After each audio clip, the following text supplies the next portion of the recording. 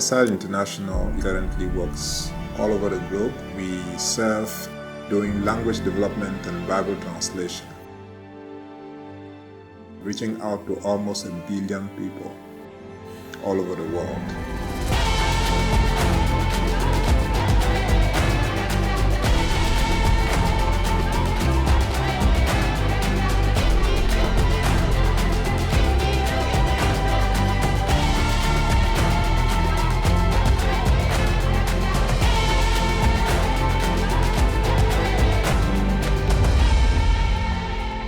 I'm Michel Kenmonye, originally from Cameroon. I'm the executive director of SIL International.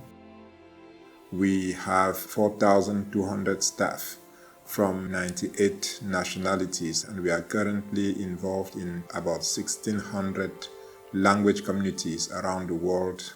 We have offices all over the world, but the office that serves one of our key sensitive and strategic region of the world, which we call Eurasia.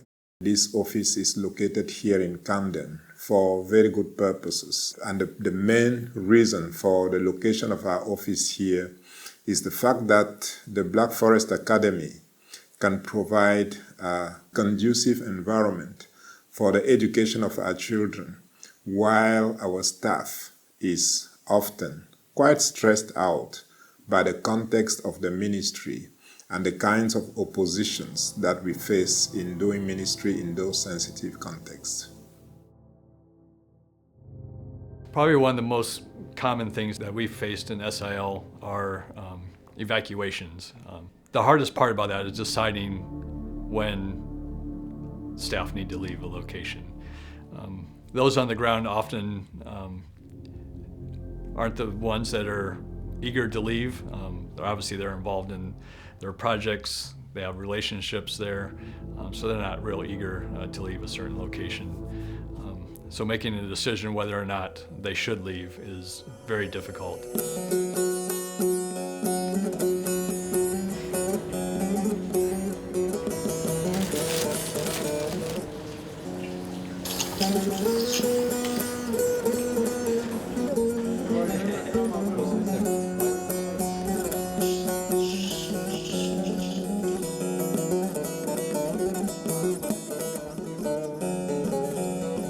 Over time, you really fall in love with the people. They're super hospitable. I think they just would have a harder time taking something from you than giving you their bed. How many times they've said, "Oh, I'll sleep on the floor so your kids can sleep here." Yeah. And you just stay the night. You don't need to go home tonight. You can just stay here. And then feed you as much as they have to give. And so my situation was we were kind of removed in a really harsh way. And at the moment, I'm unable to go back. But I would definitely go back and just want to see and encourage and be encouraged. And wherever God calls us, we want to be content.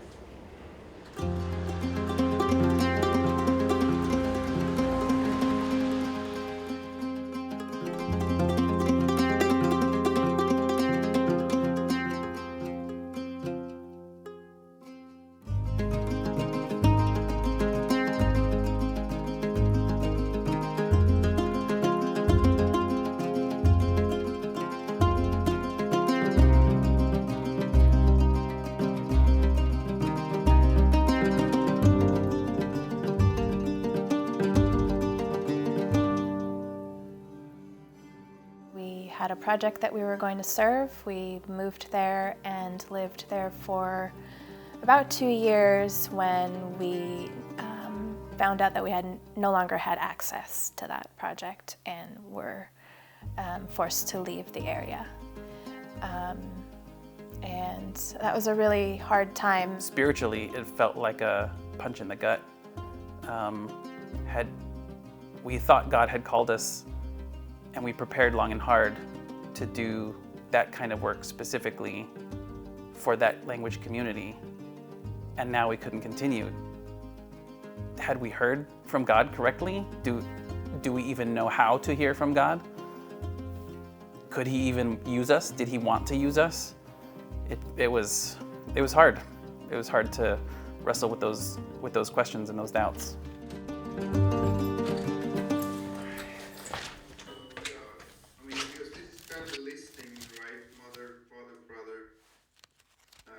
I don't know. I was looking at 15 maybe. The same writer will use father and mother and father in the same book. Unless there's a clear contextual reason that one thing is listed first. Working remotely is becoming an increasingly strategic part of the Bible translation movement, both in Eurasia and around the world. There are lots of places where we can't count on access. We can't count on the freedom to live and travel there. But we can continue to support the work that is going on there remotely with all the resources that God has provided to us, with the expertise that we have in linguistics and biblical languages. So having an office somewhere in an accessible place like Condern is perfect for us. It allows for other families like us who could no longer live on the field to find a place where we can still be near enough in time zones or near enough to the region that we can be in frequent contact and still have freedom of access to come and go as we need. We're based on the west coast of the U.S. That's where we were born and raised, where our sending context is. And so to be in Central Europe places us 9 time zones closer to the people we need to work with. With our kids being at BFA, their educational needs are being met so well that I suddenly had much more time than I did when we lived and served in the host country. So I was able to take on a part-time role with SIL, pretty much helping the remaining team from that host country complete the Bible translation projects. Our kids had been through a lot. We knew we had to consider them.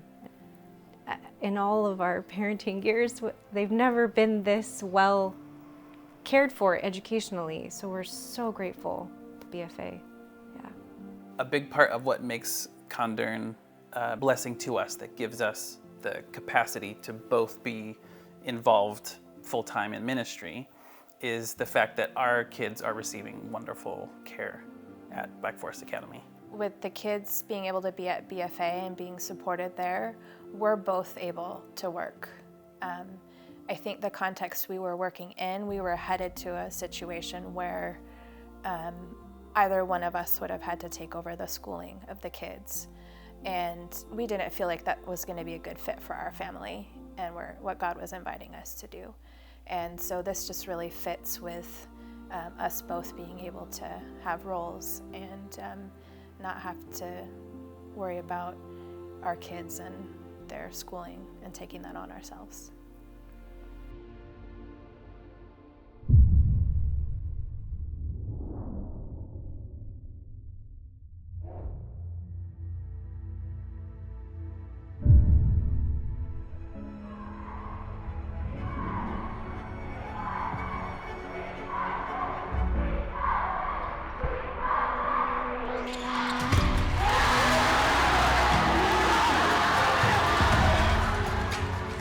Really, I give praise to the Lord for the Black Forest Academy.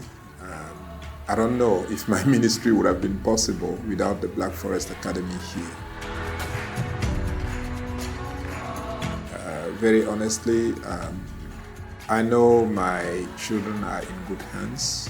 I know my children are in good company. And the atmosphere, the relationships, the connections with the parents, with other children, they are just so good. And I feel like being at peace to do the ministry to which the Lord has called me, because God has called these other people here at Black Forest Academy in order to provide us with that significant support.